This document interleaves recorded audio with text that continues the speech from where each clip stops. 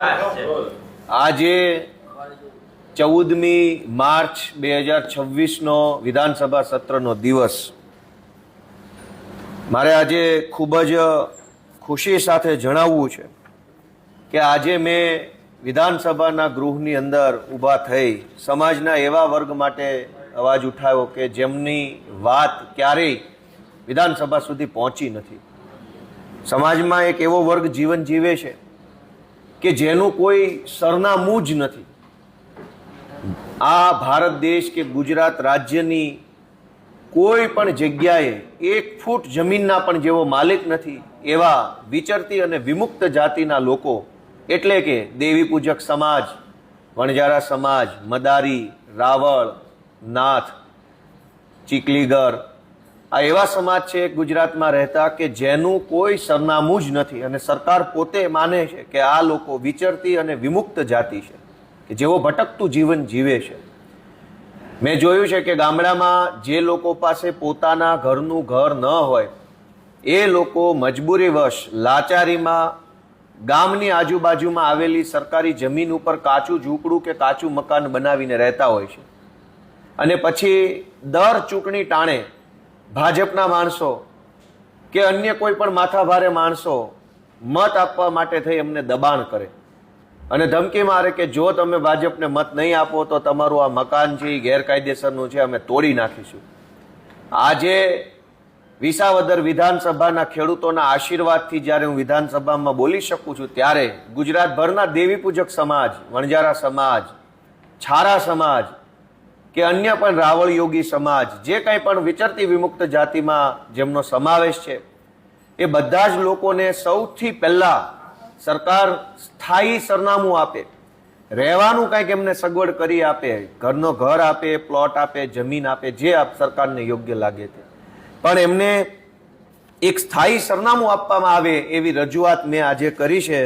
મને એ વાતની ખુશી છે કે આટલા વર્ષો પછી પહેલી વખત દેવી પૂજક સમાજ વિશેની વાત ગુજરાતની વિધાનસભાના રેકોર્ડ ઉપર આવી છે। નહીતર મત જોતા હોય તો કદાચ જાય દેવી પૂજકના આંગણે, પણ ક્યારેય દેવી પૂજકોની વાત અહીંયા વિધાનસભા સુધી કોઈ કરતું નથી। હું વિસાવદરના લોકોનો આભાર માનીશ કે એણે મને એ લાયક બનાવ્યો।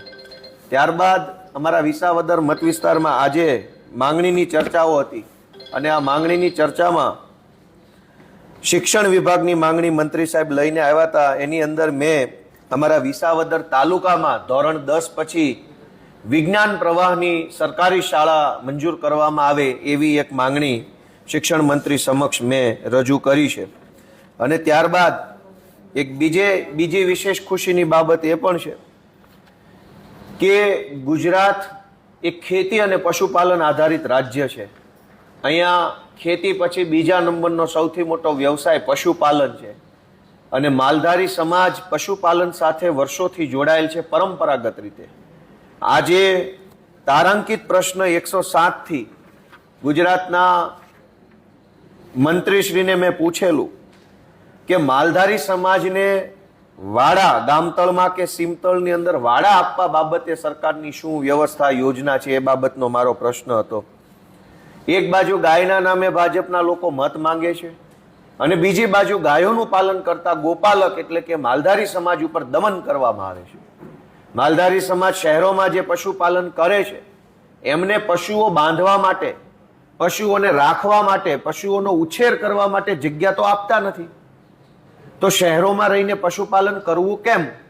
ઉલટાનું હવે તો એવો નિયમ લઈ આવ્યા છે કે શહેરોની અંદર પશુ રાખી જ નહીં શકાય। પહેલા એવું લાયા હતા ભાજપવાળા કે લાયસન્સ લેવું પડશે, પછી એવું નક્કી કર્યું કે શહેરોમાં હવે કોઈ નો કેટલ ઝોન થઈ ગયો। એનો અર્થ એવો થઈ ગયો કે ગાયના નામે મત મળે અને સરકાર બને તો ભાજપને મજા આવે છે, પણ ગોપાલક ગાય રાખે, ગાયનું દૂધ ઉત્પાદન કરી અને પોતે આર્થિક રીતે સક્ષમ બને તો ભાજપને પોસાતું નથી। માલધારીઓને ગામતળ કે સીમતળમાં વાડા ફાળવવા બાબતે રાજકોટ અને જુનાગઢ જિલ્લાના માલધારીઓ વિશે મેં પ્રશ્ન પૂછ્યો હતો। અફસોસ સાથે કહેવું પડે કે સરકારે મને શૂન્ય જવાબ આપ્યો છે કે રાજકોટ અને જુનાગઢ જિલ્લામાં કોઈ પણ માલધારીને વાડો આપવામાં આવ્યો નથી। ઉદ્યોગપતિઓને આપવા માટે કરોડો એકર જમીન પાણીના ભાવે આપી દે છે। 1 રૂપિયા મીટરના ભાવે હજારો એકર જમીન ભાજપના મળતિયાઓને આપે છે, પણ જે વ્યક્તિ અમારા વિસાવદરની અંદર જ ગઢવી માલધારી રહે છે, એ વર્ષો પહેલા સાસણના જંગલમાં રહી અને પશુપાલન કરી પોતાનું પરિવારનું ગુજરાન ચલાવતા, પછી એમને વન વિભાગ દ્વારા પરેશાન કરીને એમને જંગલની બહાર કાઢવામાં આવ્યા. અત્યારે એ લોકો પશુપાલન કરે છે, પણ એમની પાસે જે કંઈ 50-100 ગાયો ભેંસો હોય એ બાંધવા માટે કોઈ જગ્યા જ નથી. મજબૂરીવશ સરકારી જગ્યા ઉપર ગાયો ભેંસોનું પાલન પોષણ કરે છે, પણ દર ચૂંટણીએ એમને હેરાન કરવામાં આવે કે જો તમે અમને ભાજપને મત નહીં આપો તો તમારે આ જગ્યા ખાલી કરાવી દઈશું. એટલે મેં આજે અમારા વિસાવદર મત વિસ્તાર અને આખા ગુજરાતના માલધારી ભાઈઓ માટે થઈ એમને વાડા ફાળવવામાં આવે એ બાબતની સરકારમાં રજૂઆત કરેલ છે. સૌથી મહત્વની બાબત, અમારા વિસાવદર વિધાનસભાના પૂર્વ ધારાસભ્ય અને ગુજરાતના લોકપ્રિય ખેડૂત નેતા સ્વર્ગસ્થ કેશુભાઈ પટેલનું એક સપનું હતું કે કાઠિયાવાડ આખું સિંચાઈના પાણીથી સમૃદ્ધ બને, અને એમણે પહેલી જ વખત મુખ્યમંત્રી બન્યા ત્યારે કલ્પસર યોજના બહાર પાડી હતી.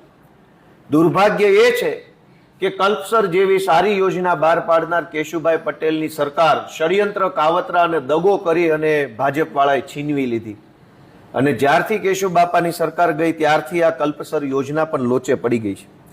આજે 26 નંબરનો મારો તારાંકિત પ્રશ્ન હતો, સમયના અભાવે એની વિસ્તૃત ચર્ચા નથી થઈ ગૃહની અંદર, પરંતુ કલ્પસર યોજનામાં છેલ્લા 2 વર્ષમાં કેટલી ગ્રાન્ટ ફાળવવામાં આવી? તો સરકારે મને જવાબ આપ્યો છે 400 લાખ રૂપિયાની ગ્રાન્ટ ફાળવી. જે કલ્પસર યોજના બની જ નથી, હજુ તો કંઈ એમાં એની ઈંટે લાગી નથી, એક તગારું રેતી પણ ગઈ નથી. 400 લાખ રૂપિયાનો ખર્ચો કલ્પસર યોજના પાછળ માત્ર છેલ્લા 2 વર્ષમાં કર્યો, એવું મને લખીને આપ્યું છે. અને હજુ આ યોજનાનો ડીપીઆર બની રહ્યો છે. ડીપીઆર એટલે ડિટેલ પ્રોજેક્ટ રિપોર્ટ, કે આ કલ્પસર યોજના બનાવવી તો કેવી રીતે, કેમ, ક્યાં, કેમ બનાવવી, એનો હજુ સર્વે ચાલે છે. 25 વર્ષથી હજુ સર્વે ચાલે છે, ને એક બાજુ સર્વે કર્યા પછી તે કરોડો રૂપિયાનો ખર્ચો થાય છે.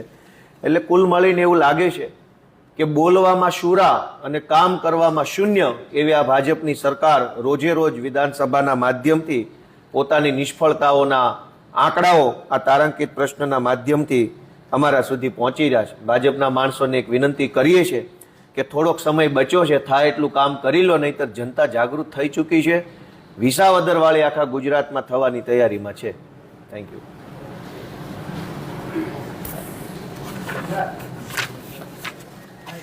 રેડી?